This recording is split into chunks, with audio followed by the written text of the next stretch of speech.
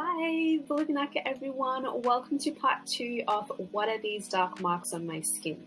For those of you that have not watched part 1 yet, please head on over to my channel and watch part 1 prior to commencing part 2, as there is various terminology that I'll be discussing within this video that you may not completely understand. Now, a big Vinaka Bakalevu to those of you that took the time to provide feedback on part 1 of this series. I really do appreciate it. I'm so glad to hear that you enjoyed it and that you found it educational and helpful. So thank you so much for that.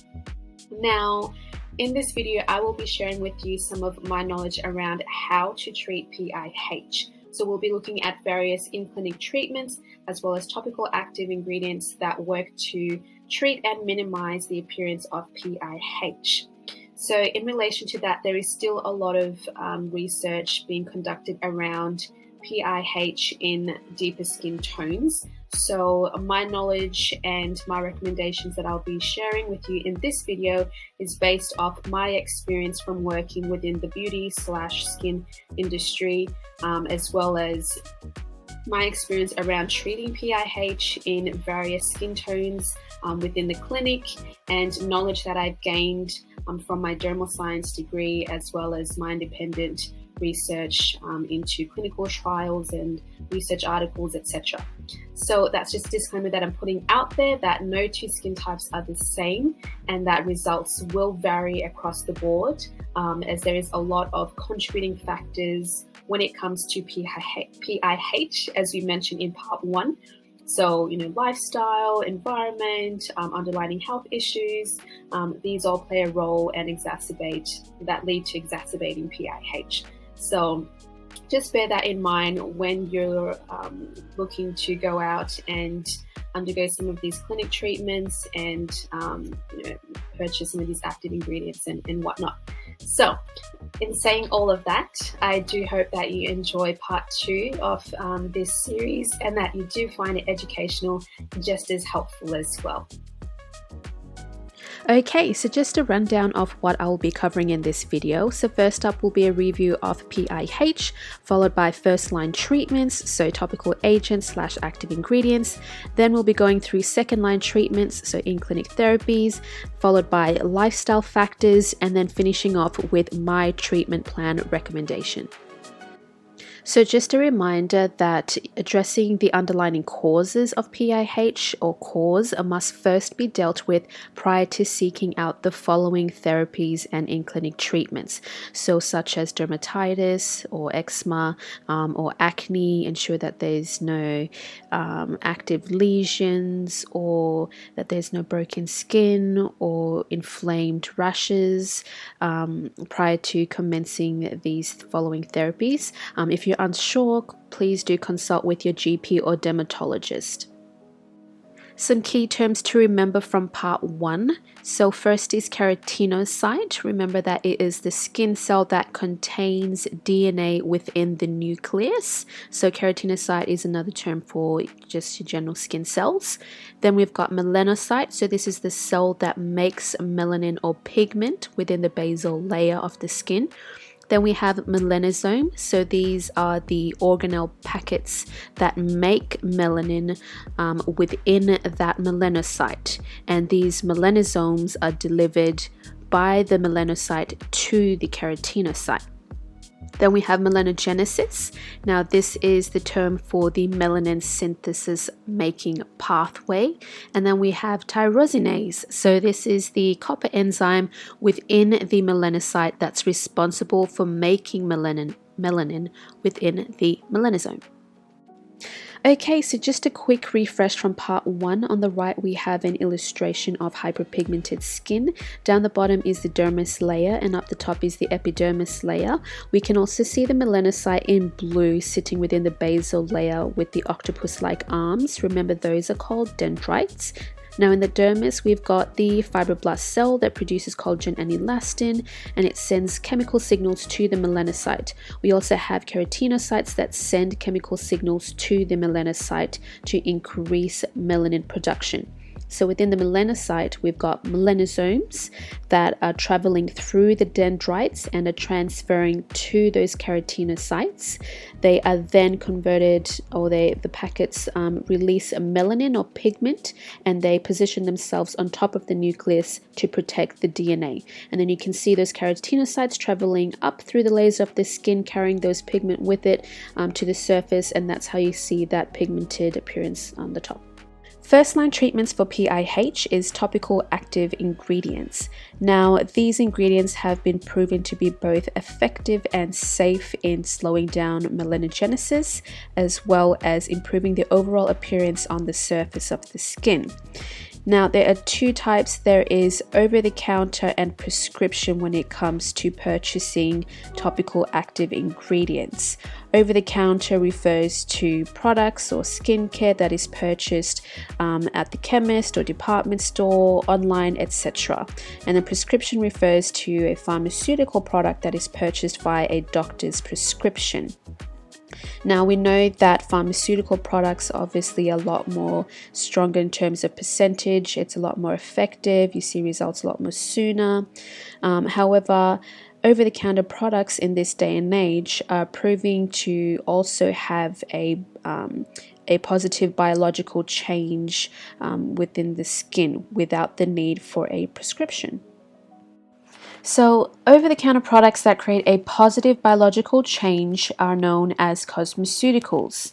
The term cosmeceutical is basically a cross between cosmetic and pharmaceutical, and this term was coined in the 1980s by a doctor that created a formula for acne known as tretinoin. Now, the term isn't recognized by law yet. However, cosmeceutical products and formulas are globally recognized by board-certified dermatologists and various literature around PIH treatments.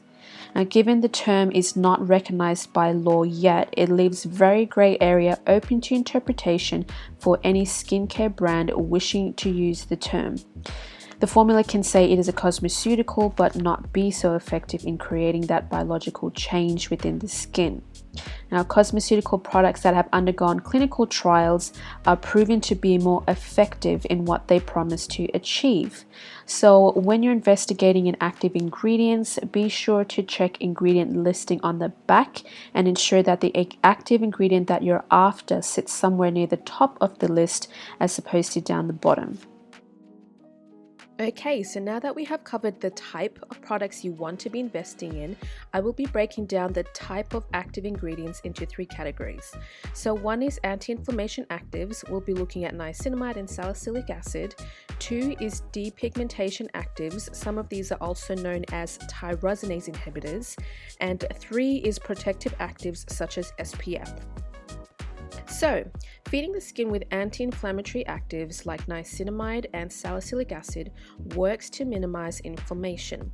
Some of the main benefits include reduction in the cytokine response between cells, which in turn minimizes that melanogenesis synthesis, resulting in less PIH appearance up on the surface.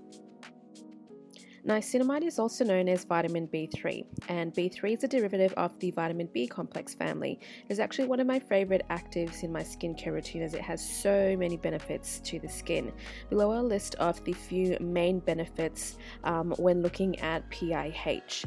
So we have antimicrobial, it's antipyretic, anti-inflammatory, it works to regulate oil production, so great for your acne prone skin types again if you've got that excess oil flow, and it's a photoprotective. Now, it does have wound healing properties to it as well. It promotes tissue regeneration and increases your skin's natural moisturizing factors, or NMF. In saying that, it slows melanosome transfer between melanocyte and keratinocyte, and it also prevents excessive melanin synthesis stimulated by the external signals. Salicylic acid is somewhat known as BHA, which is a short term for beta-hydroxy acid.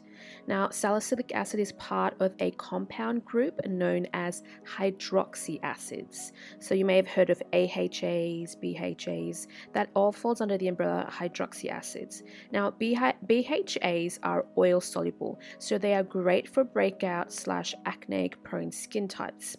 It is generally derived from willow bark and has mainly been used to treat various skin disorders, especially acne, as I've just mentioned. It is an anti-inflammatory, antibacterial, antifungal. It increases cell turnover and regulates the skin's natural pH. Okay, so now that we've gone through the first category of our active ingredients or topical actives, our second category is pigment inhibitors. Now, these are pigment inhibitors that have been proven due to clinical trials to induce a change within the skin. So we have hydroquinone, retinoids, glycolic acid, kojic acid, licorice, vitamin C, and azelaic acid. Now, some of the main benefits of these ingredients are the fact that they inhibit the melanogenesis pathway at various points, prevent tyrosinase enzyme from inducing melanin within that melanosome. They slow down that melanosome transfer from the melanocyte to the keratinocyte, and they work to lighten PIH by increasing that cell turnover. The golden standard for improving any form of hyperpigmentation, including PIH, is hydroquinone. Now, hydroquinone can only be purchased via prescription, so you need to be prescribed it by your dermatologist or your GP. And the main benefit of hydroquinone is it inhibits melanogenesis by acting as the tyrosinase enzyme. It also inhibits DNA and RNA synthesis within that melanocyte, so you get a degrading of those melanosome pockets within the melanocyte, and they're inducing that cellular death of the melanosomes. So that's slowing down that whole cascade of melanin production within the melanocyte. Glycolic acid is an AHA, so AHA is known as alpha hydroxy acids, and they are also part of the compound group hydroxy acids. So same as the salicylic acid, it is part of that hydroxy acid family. However, it is an AHA, which means water soluble. And a glycolic acid is generally derived from sugarcane. Its exact mechanism of action in relation to the whole melanogenesis pathway is still unknown. However, when clinical trials have been conducted with using glycolic acid, they have found that it is quite effective in improving the appearance of PIH. It also works to decrease that buildup of dead skin cells with the pigment in it, and also works to stimulate growth of new cells. Kojic acid is another form of a pigment inhibitor. It's derived from certain fungi, slows down melanogenesis cycle, it blocks tyrosine and amino acid and copper peptide from forming with the tyrosinase enzyme. It is an antioxidant, it's antifungal, and it is antibacterial as well. Licorice extract is from the root of the Glycyrrhiza glabra plant. It inhibits melanin synthesis within the melanosome. It disperses melanin within the keratinocyte, so it's a lot more evened out and uniform instead of being all concentrated to one area. It's quite soothing, it's calming, and it is also an anti-inflammatory. Retinoids is an umbrella term for vitamin A. So there's various compounds of various types of vitamin A that falls under the retinoid umbrella or the retinoid family. For example, retinol is quite a popular one that I'm sure you've all heard of. You've got retinaldehyde, retinoic acid, etc. And they all have various percentages or levels of intensity to them. However, they all work to achieve a similar outcome. So they inhibit that melanogenesis synthesis or cycle, they increase the keratinocyte turnover, so the cellular turnover, and they inhibit that transcription of the tyrosinase enzyme. Now, retinoids can be purchased over the counter for low doses, so retinol itself can only be purchased at a 1% or less over the counter. You've got retinol esters that also can be purchased over the counter, and then you've got the more high strength retinols and other forms of retinoids such as retinoic acid that can only be purchased through a prescription. Some options that you can look at would be adapalene or tretinoin. These have been proven to help with the appearance of PIH. L-ascorbic acid, which is our vitamin C, is a very popular one. I'm sure we've all heard of this one. It works to even out the skin tone. It is very powerful antioxidant as well. In terms of its benefits to PIH, it interacts with the copper within the skin, and that inhibits the conversion that leads to that melanin synthesis.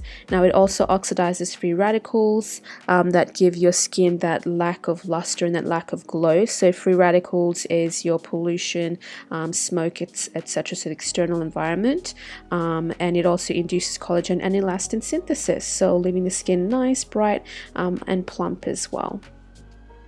Okay, so our final pigment inhibitor is azelaic acid. Now this one's derived from yeast, and it is initially used to treat acne or acneic prone skin. They found that using this for acneic prone skin, that there was also a lightening of those pigment lesions taking place, and the acid itself is attracted to that abnormal melanocyte activity. So the abnormal production of melanin taking place in that basal layer, azelaic acid is attracted to that, and being attracted to that, it inhibits or prevents the tyrosinase enzyme from inducing that cascade of melanin production, as well as the DNA synthesis of abnormal melanocytes as well. So very powerful active ingredient. Okay, so looking at our protective ingredient, SPF, which is known as sun protection factor. Now, what SPF does is it basically measures the efficacy of the sunscreen formula against sun-induced redness. Okay, so basically, SPF protects the skin against UV radiation, and in protecting the skin from UV radiation, you're minimizing heat to the skin, and in minimizing heat, you're minimizing that stimulation of that melanogenesis cycle. Okay, so in saying that, SPF between 30 to 50 plus is ideal, and non-fragrance. So looking at PIH, non-fragrance would be ideal, as fragrance tends to irritate the skin, and in irritating the skin, fragrance irritating the skin when coming into contact with UV can stimulate a little bit of inflammation and heat within the skin, and we do not want that. Okay, so looking at adults, it's recommended 1 teaspoon for the face, which is about 5 mils, and around 7 teaspoons, or the equivalent of a shot glass for the entire body, which is around 35 mils. Now, looking at SPF formulas, there are 2 types. You have physical or chemical. Sometimes products can have a combination of physical and chemical formulas within the one product. Physical SPFs tend to have titanium dioxide and or zinc oxide. Sometimes it can be a combination of both. And then the chemical formulas tend to have either benzone, octinoxate, or oxybenzone. So a compilation of the 3, one or the other, or sometimes it'll be both physical and chemical together. Now, physical formulas are basically mineral based, so crushed minerals that sit on the top surface of the skin, and when UV light comes into contact, it deflects it. The light, whereas chemical sunscreens absorbs that light and converts it to heat, so you might find that you get a little bit warmer within the skin when using chemical sunscreens. They're both completely safe to use with someone that has PIH concerns. However, physical formulas tend to be the better recommended option, given that it just sits on the surface and doesn't create more heat within the skin. But if you cannot, both are so fine.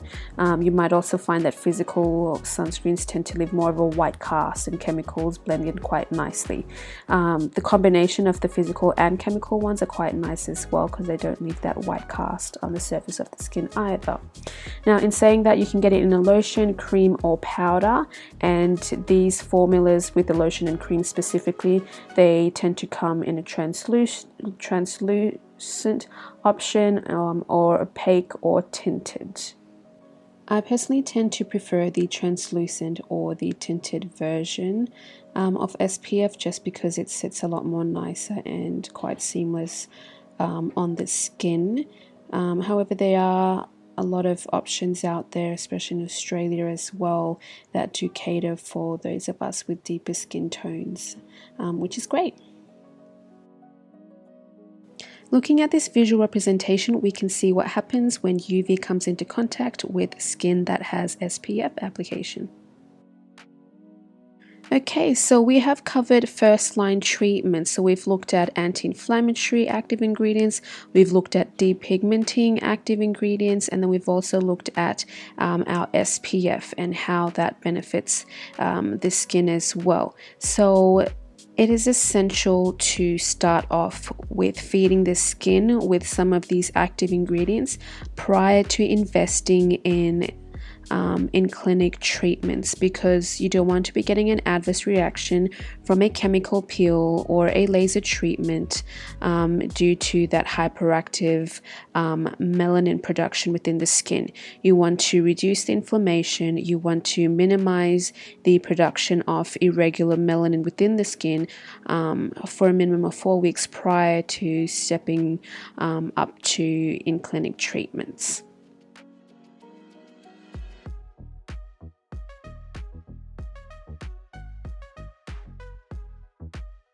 Okay, so looking at second line treatments now. So within this segment, we are going to be discussing chemical peels, laser therapies, as well as microneedling. So these are some of the in-clinic treatments that you can seek out to help improve your PIH. Okay, so first up we have chemical peels. So the main chemical peels that have been proven to improve PIH is salicylic acid, glycolic acid, mandelic acid, and retinol peels.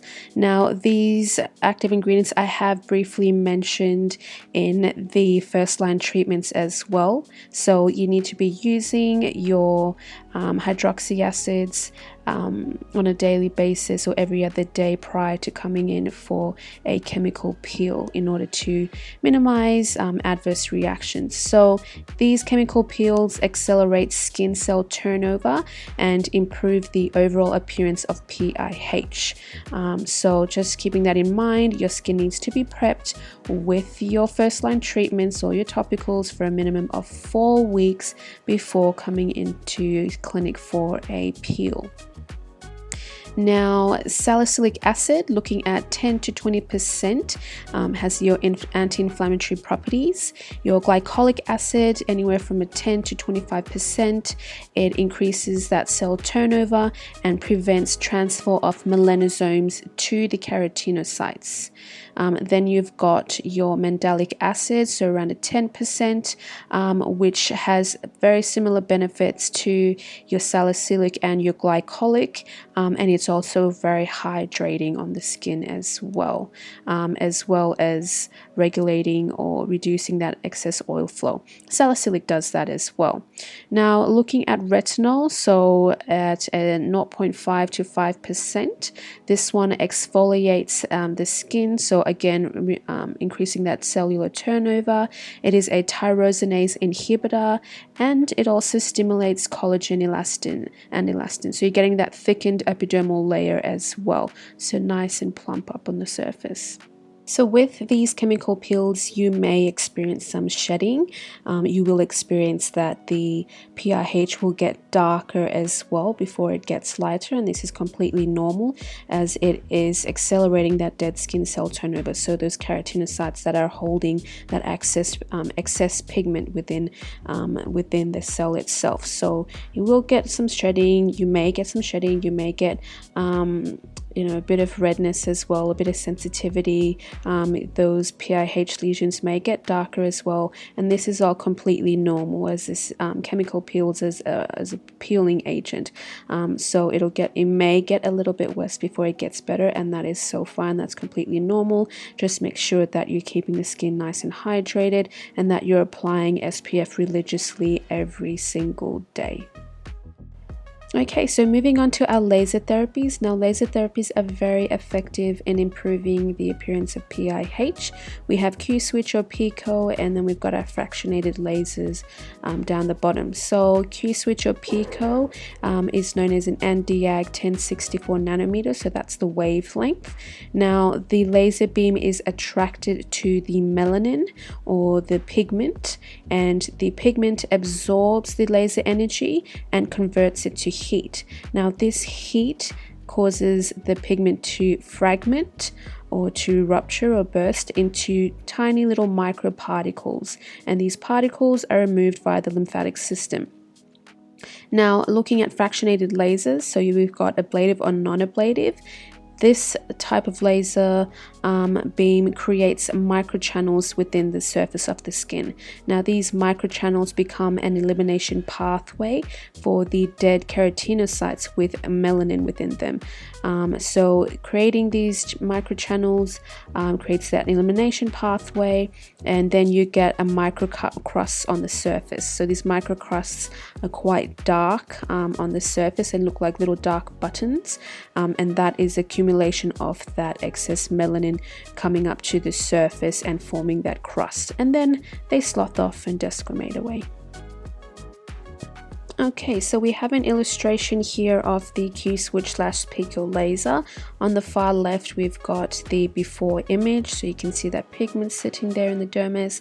Then we can see the treatment in the middle here, so that laser beam interacting with the pigment there, absorbing that energy, which is then causing it to fragment.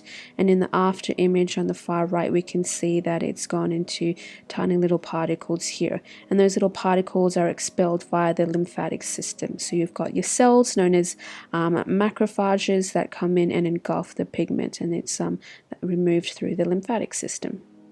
Now, here is a close-up illustration of Q-switch and Pico lasers and the differentiation between the two. So on the left hand first, we've got, we'll start off on the top. You've got the before image. We can see the pigment sitting in the dermis there. So on the far left, we've got the Q-switch laser after the interaction with the laser beam. So you can see that it's fragmented those pigment quite a bit. But if you look on the opposite, on the right hand side where it says after Pico, we can see that those pigment fragments are a lot more finer, a lot more smaller. So it's due to the mechanism of action between the two. They do break down those fragments of pigment. However, one breaks them down at a more fragmented, smaller particles as opposed to the other. They do still work quite effectively as well. It's just a matter of where it's sitting within the skin, I suppose, as well as the severity of the PIH lesion will determine the type of wavelength that one would use within the clinic, but otherwise they're both effective in treating PIH. And they both still are expelled via the lymphatic system quite effectively as well. Fractional lasers can be a bit difficult to understand how it works, so I'll try to keep it simple. On the left, we have ablative resurfacing. So this is generally an old method where you have full ablation of the skin, and that resulted in a prolonged healing time. So the healing time was quite long. You had a lot of bleeding, inflammation, swelling, etc. Within the skin.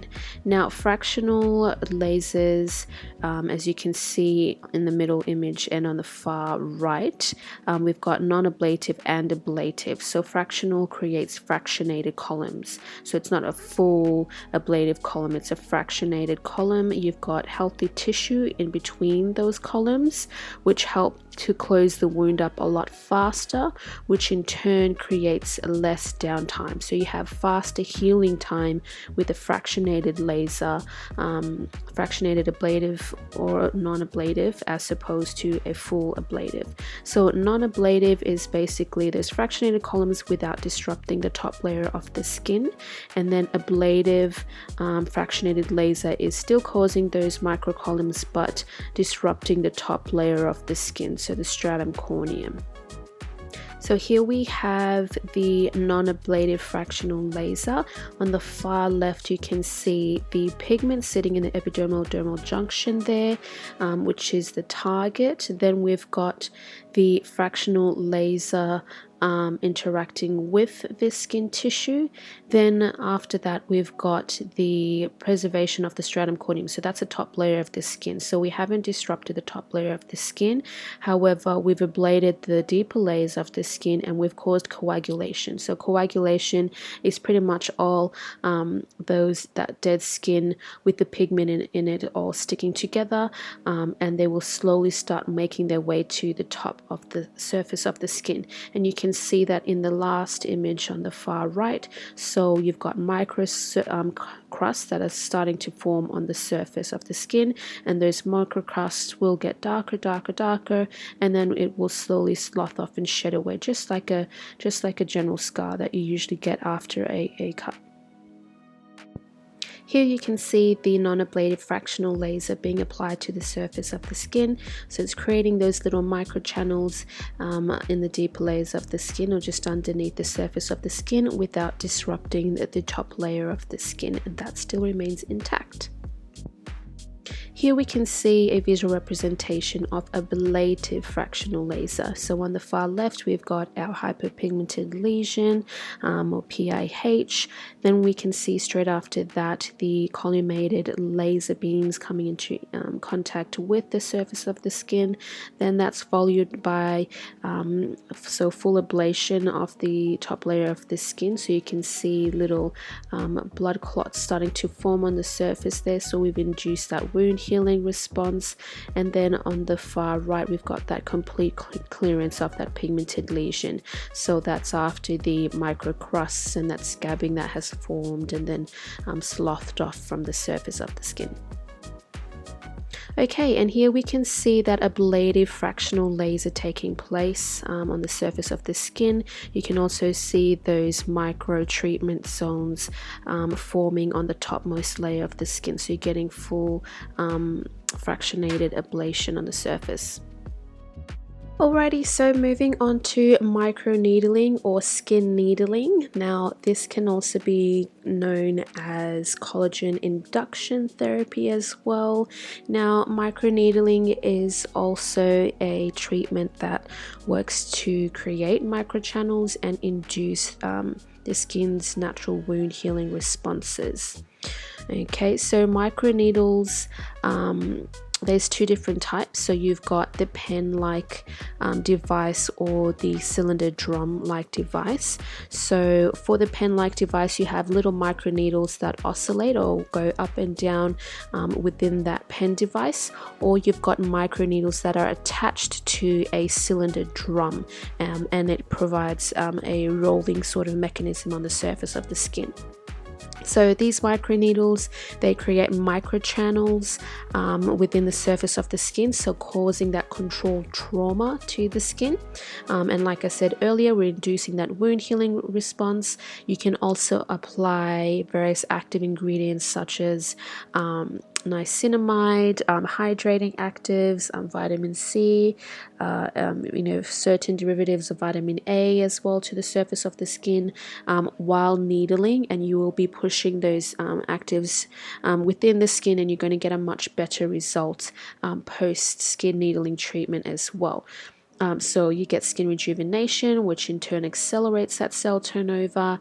You get even skin texture and even skin tone as well. So it's a very beautiful treatment, very effective as well, and one of my favorites. Here you can see the microneedling treatment being conducted on myself. So we're using the pen device. Serums have been applied and we're just working in various sections across the surface of the skin to infuse those active ingredients deeper and cause that controlled trauma to the skin. Here are some before and after images of clients that are treated with PIH. On the left we have PIH that occurred post burn. So this client, I believe, had one chemical peel and applied various topical active ingredients to the skin religiously, as well as SPF, and avoiding UV exposure at all costs. So The active ingredients that were used, I believe, was vitamin C, some hydroxy acids such as glycolic and salicylic, as well as retinol was applied to the area religiously. So you can see down the bottom, it's barely noticeable. It's very faint. That pigmented area has definitely broken up, so it's not even a clear demarcation like what it used to be in the first image. So on the second image is a client that experienced PIH after eczema on the back of their legs. So eczema obviously is multifactorial, there's a lot of contributing factors, so make sure that the eczema isn't inflamed and it has completely calmed down and there's no breakage within the skin barrier. It's not impaired at all. So what was applied was mainly topical active. So niacinamide was one of the main ones, so powerhouse active, anti-inflammatory, really hydrating, helping to strengthen and improve the skin barrier. And once that was achieved, then we introduced pigment inhibitors, so vitamin C, kojic acid, hydroxy acids, and a bit of salicylic acid was implemented as well to really help with lightening up that area and improving the overall skin tone. So on this slide is an image of a client I treated that had melasma. Now melasma is a hormonal induced hyperpigmentation, so it's a form of hyperpigmentation. This particular client religiously used topical active ingredients morning and evening, and was very religious with their SPF application as well. We did a minimum of 3 chemical peels to really help with lifting off that excess dead skin that was holding the pigment within it as well. So you can see there's not that much demarcation on the left side of the image. It's definitely lightened up. It's a lot more hydrated as well within that area. You don't see as much of those fine dehydration lines as well, which is great to see. Okay, so just going over what we have covered. Second line treatments, so our in-clinic therapies, we went through chemical peels, so various chemical peels that work to improve PIH. We went through laser therapy, so we went through Q-switch/Pico, we went through fractionated, non-ablative and ablative lasers, and then we finished off with microneedling. So all these in-clinic treatments definitely do work to improve PIH. However, please bear in mind you need to be using your topical active ingredients for a minimum of 4 weeks prior to investing in clinic treatments. So making sure that you're using your topical active ingredients, your anti-inflammatory ingredients, and your SPF. SPF is key if you're investing in topical actives. If you're investing in clinic treatments, you need to be using SPF. Now, when you go ahead and book yourself in for an in-clinic treatment, the skin clinician may not start off with the invasive treatments such as laser therapies or microneedling. They may just start you off with a chemical peel or a treatment that is a little bit more conservative, just so that they can gauge how your skin responds to the treatment and to make sure that your skin is quite resilient prior to stepping up to your more invasive treatments such as skin needling and laser therapies.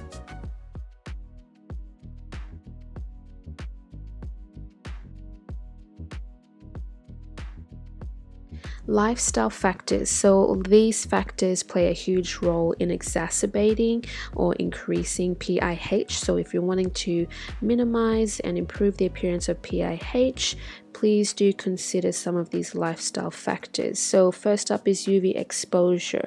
So even though you've got that SPF applied to the skin, you want to be applying physical protection as well, whether it be a hat or if you have PIH on your legs or your arms. So wearing long sleeves, you want to be staying within the shade, and you want to be avoiding exposure to UV during midday or during those high UV summer days as well. Looking at diet. So spicy foods, red wine, dairy, any allergens known to you, such as eggs or seafood, etc. These all can cause exacerbation of PIH, as they lead to inflammation within the gut, which in then turn leads to inflammation of the skin.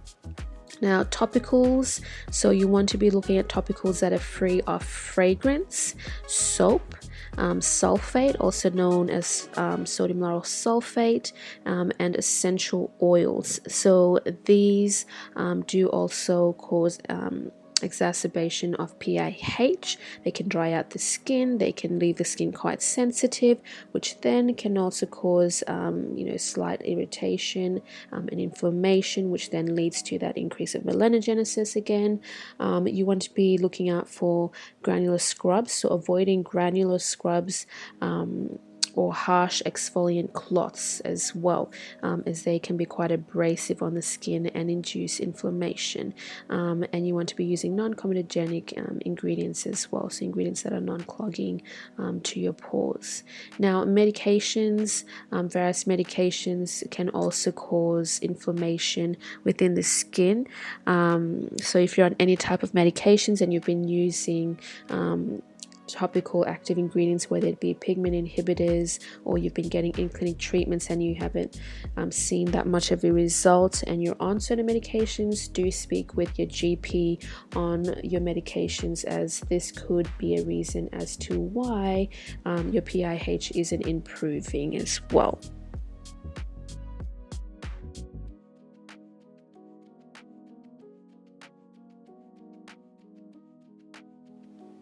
So now that we've gone through how to treat PIH with various topical active ingredients and in-clinic treatments, as well as looking at some of our lifestyle factors, what do we do next? Now, what are the first steps that you can take in improving PIH? So first things first, you want to look at investing in a gentle cleanser, or if the PIH is on your external extremities or on any part of your body, you want to be looking at a gentle body wash. Now, gentle cleansers or gentle body wash need to be soap free. Next point is prevention is key.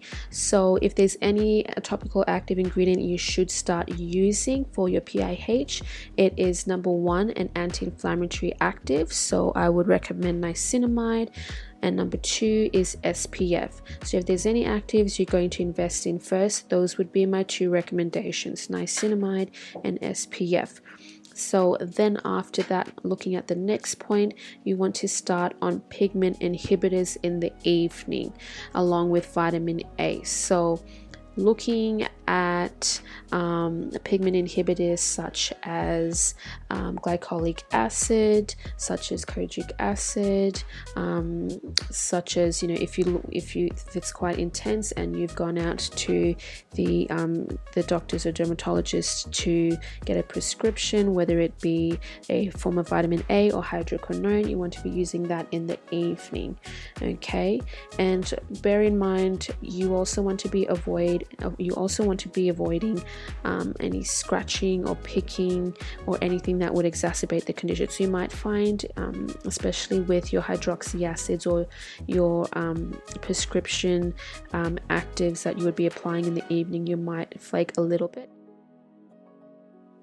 So looking at your treatment plan, this is just a rough outline of what it would potentially look like. So on the left, you have your morning routine. So you would cleanse, if it's on your face, you would cleanse your face with water, or if you're quite an oily, acne prone skin type, you can use a gentle cleanser.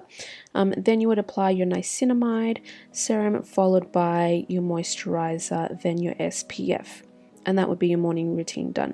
In the evening, you would cleanse twice. So make sure that, especially when applying SPF, you need to be cleansing twice in the evening to get rid of that excess dirt and that oil buildup, that dead skin buildup, and that SPF buildup as well, as SPF is quite thick in formula. So you really want to be cleansing the skin of all of that. So cleanse twice in the evening. Then you're applying your HA, so your hydroxy acids, or your pigment inhibitor serum. So sometimes with pigment inhibitor serums, they have a combination of your HAs as well as other pigment inhibitors such as your licorice, your kojic acid, etc. So you would apply that first, followed by your retinoid. So retinoid, whatever form it might be, whether it's a prescription or over the counter, a retinol or retinol ester, you want to be applying that after your hydroxy acid or your pigment inhibitor serum. So HAs, retinoid, followed by your moisturizer, and if you use a face oil, your face oil afterwards as well, and that would be evening routine done. Now, looking at in-clinic treatments, this is just again a rough outline as to how I would treat a first-time client coming in for PIH. So you want to be using your topicals, as I keep mentioning, for a minimum of 4 weeks prior to coming in for clinic treatment. So the first treatment would be a chemical peel, so a superficial AHA, which is glycolic acid, at 10%, and then we would move on to a medium strength, which could be a retinol with a combination of pigment inhibitors. Then from then we would move on to laser or microneedling. So depending on how the skin responds, like I said in the beginning, no two skin types are the same, so certain skin types can respond differently post their first chemical peel session. So that would be just a rough outline of how the treatment plan would go for someone that's looking to improve the appearance of PIH. Alrighty, so that concludes part 2 of what are these dark marks on my skin. I do hope you found it educational, and I know it was a little bit longer than part 1, so if you have any questions or any comments or any feedback, please do let me know, and remember, you are beautiful.